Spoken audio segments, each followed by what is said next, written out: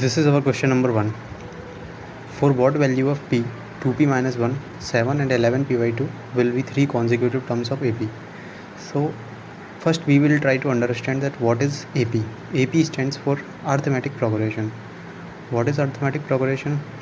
Suppose we have term 7, 9, 11, 13. So this is the series which is the example of arithmetic progression, because the difference between two consecutive terms is 2.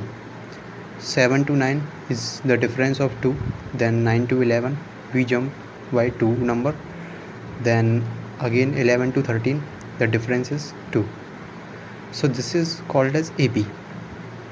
Now what question is saying that for what value of p, terms 2p minus 1, 7 and 11p by 2 will be 3 consecutive terms. Consecutive terms means continuous. So from this we can say that the difference between 9 and 7 is same as the difference between 9 and 11 and 9. So by this definition of arithmetic progression we can say that 7 minus 2p minus 1 will be equal to k, where k is a constant, because we don't know what is the difference here, so we can assume the difference as k. So this is, by solving this equation we will get 7 minus 2p minus minus plus 1 is equal to k. That means what? 7 plus 1 8 minus 2p is equal to k. This is equation number 1. Again, if these three are the terms of arithmetic progression, then the difference between 11p by 2 and 7 will also be equal to k, because this is the definition of arithmetic progression, that the difference of two consecutive terms should be same. Here we will write similarly.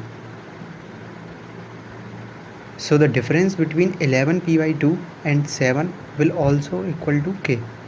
By solving this equation, by taking LCM, 11p 7 upon 1, 1 to the 2 minus 7 into 2, that means 14 is equal to k. Again solving this we will get 11p minus 14 is equal to 2k. This is equation number 2. Now we have two variables, that is k and p, and we have two equations. So by solving equation 1 and 2 we can get the value of k and p, which will be our answer, because in our question it is asking for the value of p. So by solving equation number 1 and 2 we can get answer of p and k, or the values of p and k. So we will use substitution method, or we can use any other method also. So by